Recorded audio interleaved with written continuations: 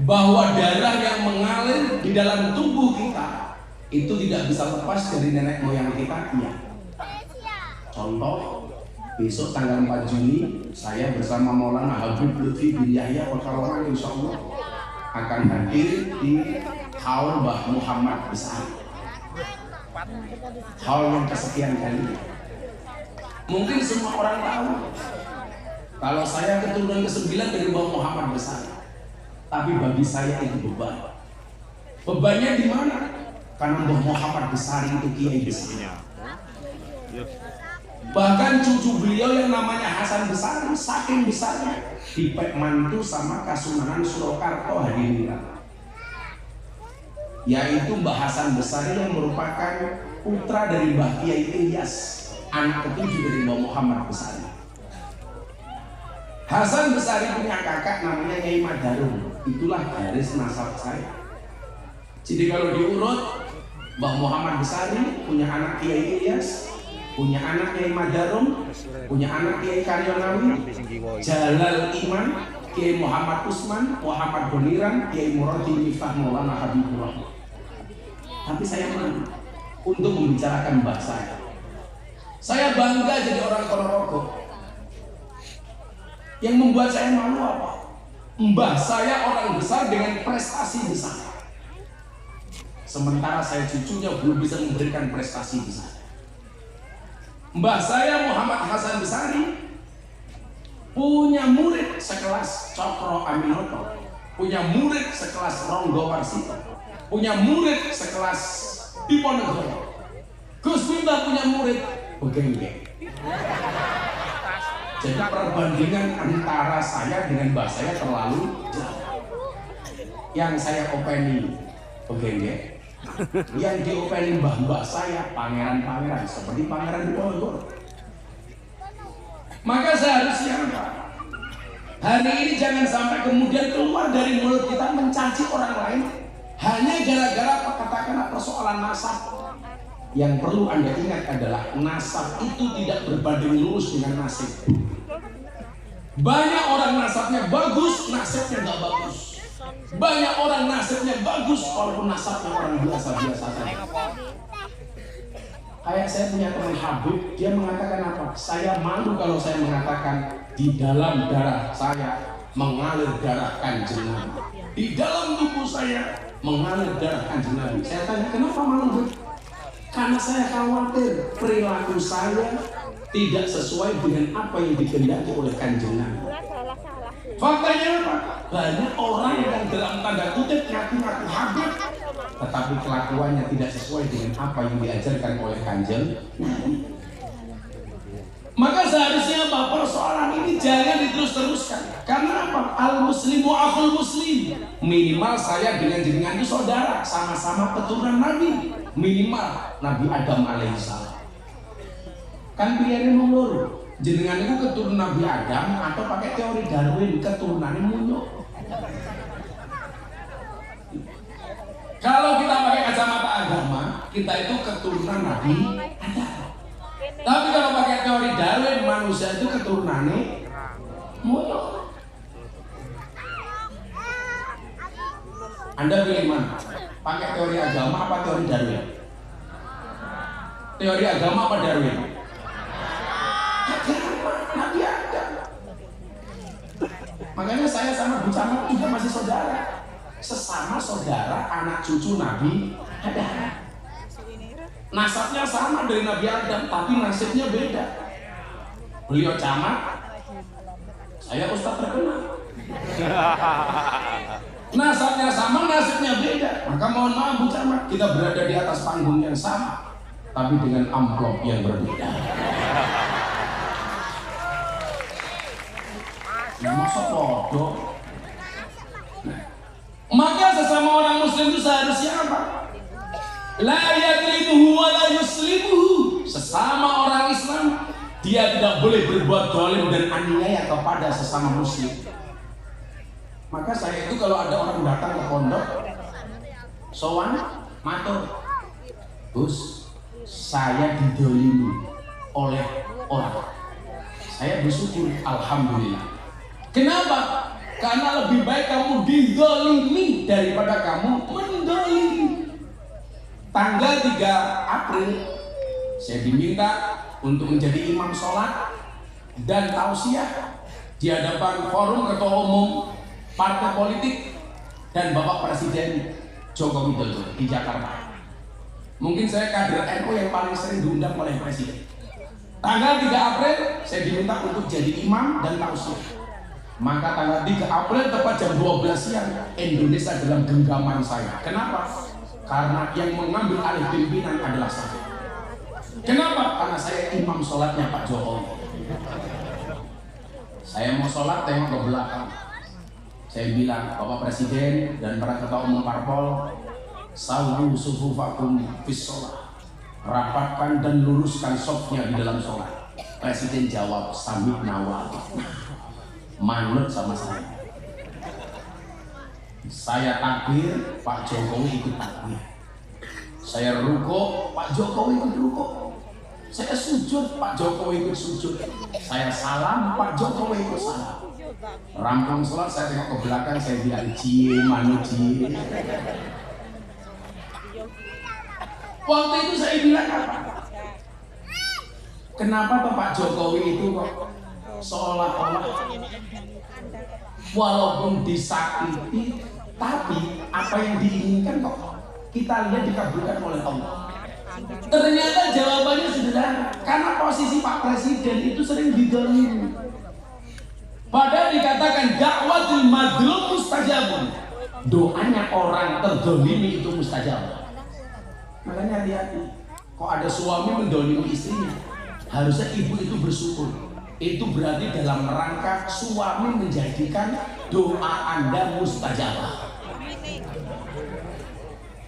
Jadi semakin laki-laki zalim, perempuan semakin bersyukur. Karena berarti doanya semakin mustajabah. Tapi coba sekarang dilihat, yang banyak zalim itu kira-kira suami apa istri? Bu, yang banyak zalim suami apa istri?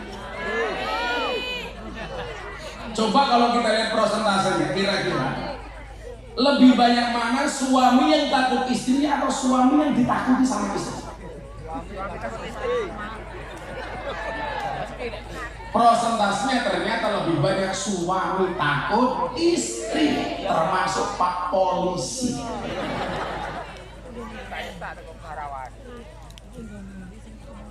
Pak Jokowi itu pernah instruksi kepada Rapimnas TNI Polri, mohon kepada TNI Polri untuk mengawasi WA grup para istri supaya tidak mengundang ustadz yang radikal dan intoleransi. Saya ketemu sama Pak Presiden, Pak Presiden perintahnya bagus, suami ngawasi HP istri supaya tidak terpapar paham radikalisme. Persoalannya adalah, emangnya berani suami ngawasi HP istri? Gak berani. Yang ada istri ngawasi HP suami. Oh, pemenang si bedok camat, terus mesti. Ya sekitar tahu saja Bu Camat. Perempuan tuh karakternya satu. Kalau disakiti nggak pernah lupa, kalau menyakiti nggak pernah ingat. Itu apa? Itu karakter. Lak dilarani ra tahu kali, lak ngelarani ra tahu ente. Bu Camat langsung jawab, tidak semua wanita. Coba Anda bayangkan, karo kiai we ngeyel, apa meneh karo bojone.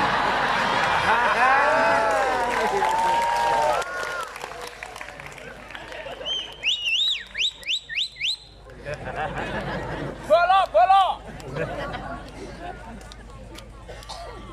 Jadi salah satu rahasia kenapa Pak Jokowi itu doanya mustajabah.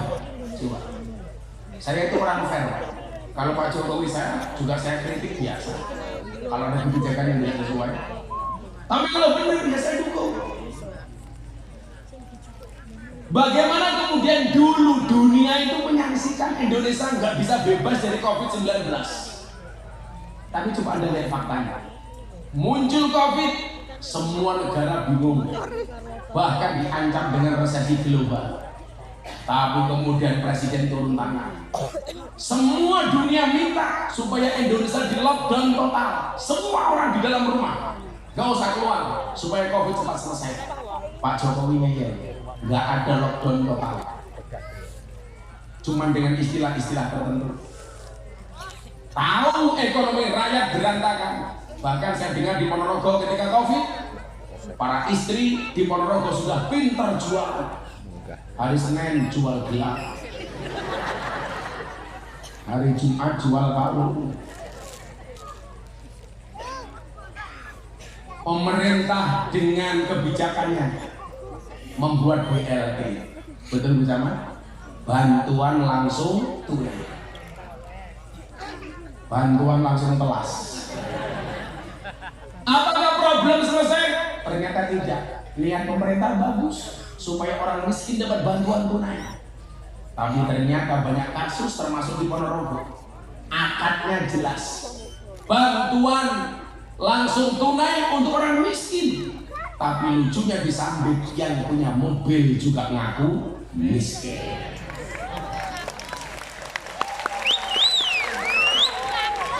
Siapa yang paling pusing? Kepala desa, lurah. Banyak orang yang punya gelang emas ngaku miskin, punya cincin emas ngaku miskin. Lurah mumet dasi hidung ning sapa. Akhirnya begitu dibagi, orang yang gak kebagian mulai nuduh lurah macam-macam. Lurahnya nggak adil, BLT malah didung-dungke dulure dhewe. Ada tuduhan seperti itu? Betul. Ingat, tuduhan itu benar.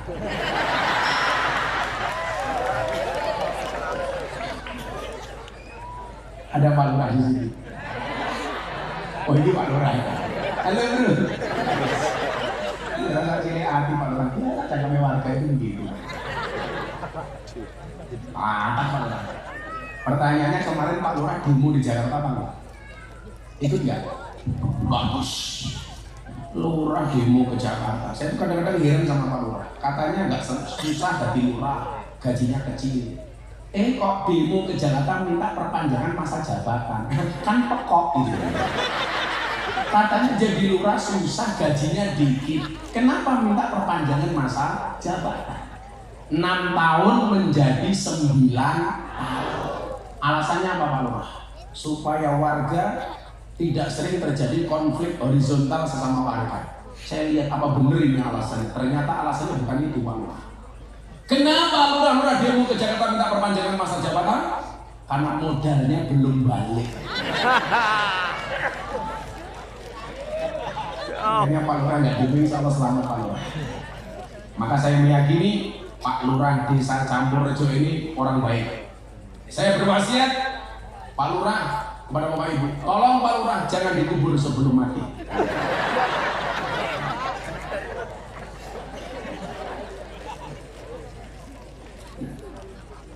Maka Bapak Ibu yang saya muliakan, BLT muncul, sudah. Masih banyak orang protes sama presiden. Bagaimana cara menyelesaikan COVID? Maka diadakanlah vaksin. Masih ingat ya, utama dia vaksin. Tujuannya apa? Macam-macam. Vaksin diragukan sertifikasi halalnya. Kita nggak mau divaksin. Oke, cari kesalahan pemerintah. Maka bekerjasama dengan Majelis Ulama Indonesia memunculkan sertifikasi vaksin. Sertifikasi halal muncul, masih protes. Tolong presiden ngasih contoh suntik vaksin pertama kali. Ingat Pak Lurah? Saya ingat betul Pak Jokowi mau suntik. Curiga kalau Pak Jokowi nanti disuntik bukan vaksin yang seperti untuk rakyat, minta live TV. Akhirnya Pak Jokowi mau suntik vaksin live TV. Begitu live TV masih muncul kecurigaan. Apa? Jangan-jangan vaksinnya digunakan vaksin yang lain. Saya bilang begini, ya kalau doanya Pak Jokowi itu mustajabah ya lumrah, karena beliau sering didolimi. Soal keturunan, katanya Pak Jokowi keturunan PKI Cina, nggak terbukti, orang masih cerewet. Nuduh lagi, Pak Jokowi ijazahnya palsu. Dan sekarang alhamdulillah yang nuduh ijazah palsu nyemplung penjara. Musuhku Gus Nur.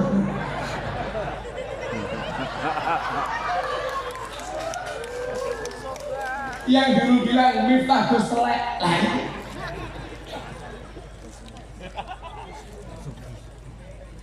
Jadi kalingan. Saya dulu dibilang Miftah Gus telek. Kemudian saya jawab cangkem nor. Sama panitia malam hari ini. Kalau sampai pengajian sampai akhir nggak ada kipas angin, cangkem apa nih kipas angin? Panas ya. Katanya panik-panik kan ada Gus Nur gitu. Juga nih. Sumu Pak Lurah. Lah kok siap-siap buat ini kipas angin nggak siap? Oi, kipas angin bro. Padahal seharusnya apa? Ini masih tema halal bil halal, tolong menolong, memaafkan. Seharusnya apa? Sesama muslim itu tidak boleh berbuat zalim dan aniaya kepada saudaranya. Maka kemudian hadis riwayat Muslim ini dilanjutkan, man kana fi hajati akhihi kana Allahu fi hajatihi. Barang siapa membantu kebutuhan saudaranya, maka Allah akan memenuhi kebutuhannya. Makanya coba Anda lihat karakter orang beriman itu kalau menurut hadis itu enteng-enteng banget. Man kana yu'minu billahi wal yawmil akhir falyukrim jarahu. Barang siapa beriman kepada Allah dan hari akhir, ciri-cirinya apa? Muliakanlah tetangganya. Berarti apa? Mukmin yang paling baik itu adalah yang paling baik dengan tetangganya. Ada lagi hadis, man kana yu'minu billahi wal yawmil akhir falyukrim daifahu. Barang siapa beriman kepada Allah dan hari akhir, hendaklah dia memuliakan tamunya. Maka tamu belum minta kopi, harusnya di kopi ini. Tamu belum minta kipas, harusnya kipas.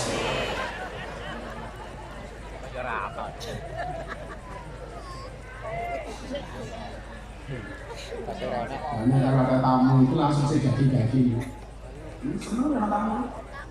Pokoknya duwe wedang, tamu di wedang. Duwe dawet, tamu di dawet. Duwe susu, tamu di. Apa bu? Digawe kok didoti.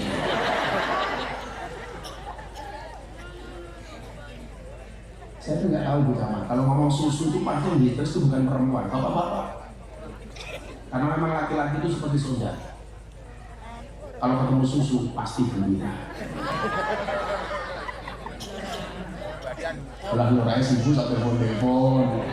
Jadi kan mau ke Pak Lurah apa lah telepon.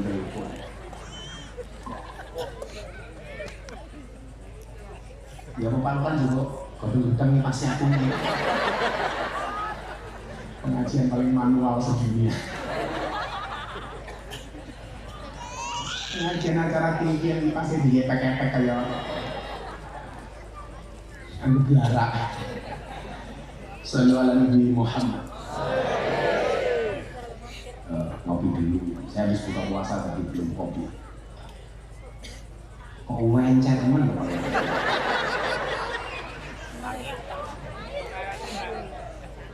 Orang kental goblok sekali. Saya bisa man kana fi hajati akhihi kana Allahu fi hajatihi. Barang siapa yang membantu kebutuhan saudaranya, maka Allah akan memenuhi kebutuhannya. Jadi ya sederhana saja sebenarnya. Bagaimana Allah itu bersikap kepada kita tergantung bagaimana kita bersikap kepada saudara kita. Maka dalam hadis lain disebutkan apa? Wallahu fi aunil abdi maka al abdu fi auni akhi. Demi Allah, Allah akan menolong hambanya manakala sang hamba mau menolong saudaranya. Tapi ingat, kalau kamu jahat sama saudaramu, Allah jahat sama kamu. Yang menjadi problem gini, coba anak-anak muda ini tolong diingat, termasuk ibu-ibu sih. Jangan suka jahat sama orang. Kenapa? Kalau nanti dia membalasmu dengan kebaikan, kamu akan malu sampai akhir. Betul? Kalau ada orang berbuat jahat sama kita, kita balas dengan kejahatan, Pak, itu biasa.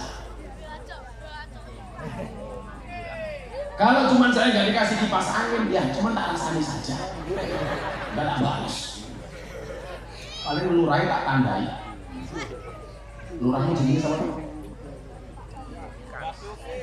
Oh, Basuki.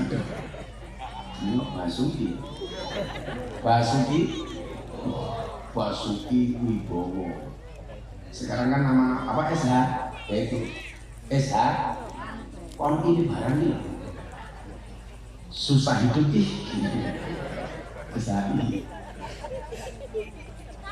Jangan suka jahat sama orang. Nanti kalau dia membalasmu dengan kebaikan, kamu malunya sampai akhirat. Maka posisinya, Pak, kalau saya disuruh jahat, mendingan saya dijahati. Daripada saya berbuat dolim, mendingan saya didolimi. Daripada saya membohong, mendingan saya dibohongi. Daripada saya menginjak, mendingan saya diinjak-injak. Dan saya sering mendapatkan perlakuan seperti itu. Tapi justru, Pak, saya itu merasakan kalau saya itu pembulian di media sosial sedang banter-banternya, itu cangkem saya malah mandi, Pak. Ini mungkin saya minta kipas angin nggak datang-datang karena sudah lama saya nggak dibully, Pak. Jadi mulut saya nggak mandi. Yo, tekau lo. Makanya begitu datang ya kipas angin lama yang banyak sarang-sarang nyamuk. Oh, baru ya, Pak. Acara selanjutnya masang kipas angin. Kipas angin ini ramai soal aneh muda ya.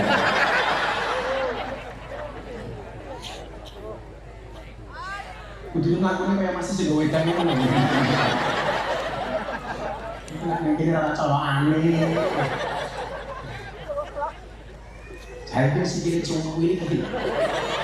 Manunya sedih. Wow, masalah mama. Apalah nih?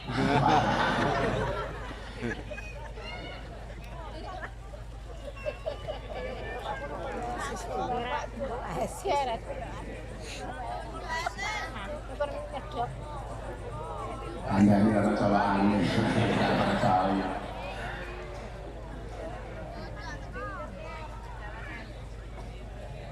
Saya itu kalau ingat dibully orang, didolimi orang itu Bapak Ibu. Saya ingat apa yang disampaikan oleh Gus Dur. Kebetulan saya kemarin ngaji di Tambak Beras, di Ketap Tebuiran, sama Kiai Hasib dan Kiai yang lain. Gus Dur itu Pak Lurah kalau menghadapi omongan orang, menghadapi sikap orang, Gus Dur mengatakan begini, hidup itu simpel saja. Kurang dengar.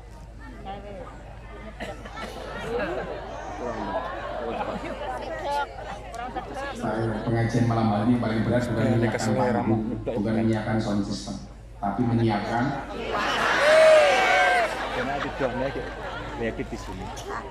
ganjaran ya Pak. Lurah yes ganjaran matamu kalau orang ganjaran. Dibully ya. Kata Gus Dur begini. Saya itu di Indonesia tokoh yang salah satu saya favoritkan sebagai idola saya itu Gus Dur. Karena Gus Dur itu termasuk orang yang istimewa. Orang yang matanya tidak bisa melihat tapi hatinya sangat terang benderang melihat dunia. Maka di Indonesia yang matanya nggak bisa melihat hatinya terang cuma ada dua. Satu Gus Dur, nomor dua si buta dari buah hati. Gus Dur bilang begini, hidup itu simpel saja. Kalau orang menjauhi kita jauhkan diri juga. Mau ngejauh kok bisa. Kalau orang menjauhi kita jauhkan diri juga. Kalau orang nggak suka sama kita, nggak perlu kita tunjukkan muka. Pergilah ke tempat di mana kita dihargai, kita berhak memilih jalan hidup kita sendiri. Itu kata Gus Dur. Sekarang banyak capres, telepon Pak Gus, tolong saya dibantu, bla bla bla bla bla bla. 2,8. Ada capres lagi telepon Gus, tolong dibantu. Kalau nanti saya jadi presiden, saya minta Gus Miftah bantu saya jadi menteri agama. Menteri Agama Republik Indonesia Miftah Maulana Habibur Rahman sing paling seneng lurah campur rejo. Lah ngundang Menteri Agama kan ra pantes ngambloki. Merongos gue kan. Coba saya mau tanya sama Bapak Ibu. Kalau Gus Miftah jadi Menteri Agama, jenengan setuju apa enggak? Saya nggak mau, Pak. Karena kalau saya jadi Menteri Agama, otomatis jadwal ngaji saya berkurang.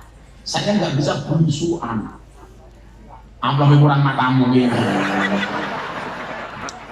Sok masih kondo itu. Aku. Kamu kalau ngomong jangan benar. Kebetulan saya lahir di Lampung. Saya ditelepon sama orang-orang Lampung, sama orang-orang kaya di Lampung. Gus Miftah pulang ke Lampung nyalon gubernur. Ini Lampung sedang disorot, jalannya jelek. Gus Miftah pulang ke Lampung, kita dukung jadi gubernur. Saya bilang, saya itu nggak pantas jadi pejabat. Saya bilang begini loh Pak Lurah. Pejabat itu begitu dilantik, satu kakinya sudah di KPK. Ini bagaimana? Ini mumpung acara TV, saya yang nonton secara nasional. Saya bilang, orang itu kalau nggak kuat iman, begitu dilantik jadi pejabat, satu kakinya sudah di KPK. Sama dengan Pak Lurah, kalau nggak kuat iman, satu kaki Pak Lurah sudah di Polsek dan di Polres. Bukan begini, supaya Pak Lurah hati-hati, Basuki bawa ruang aku pengen mau begini.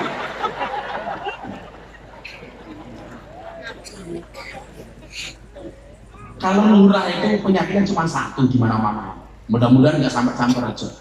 Lurah itu kan penyakitnya cuma satu, nguntal dana desa. Makanya harus dijaga gitu rumah saya. Camatnya bilang lurahnya, enggak kok enggak. Ada apa kamu dengan Pak Lurah? Nguntalnya mantep deh.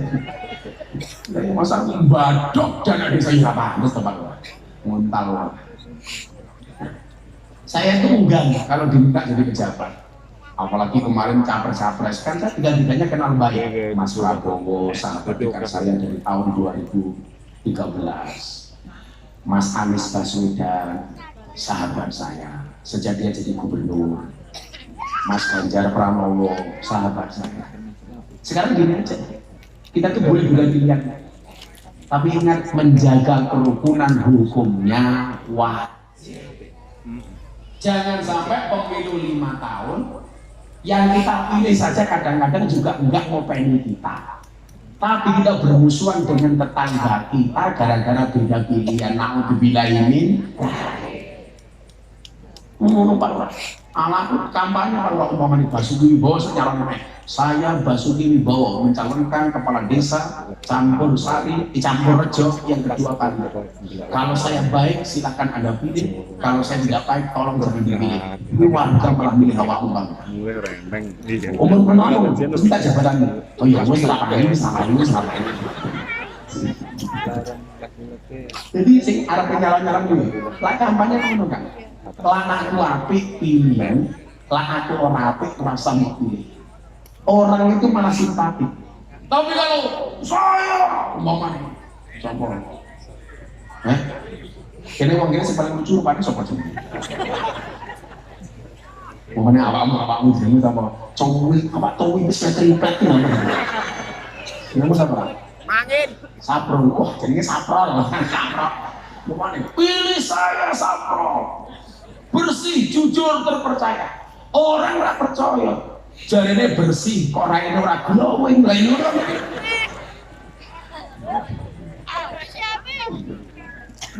Besok pilihannya beda nggak masalah. Tapi jangan sampai kita bermusuhan, setuju ya? Gus Miftah besok nyoblos apa? Jelas, nyoblos istri saya. Biar nyoblos apa meneh? Masa nyoblos rondo kono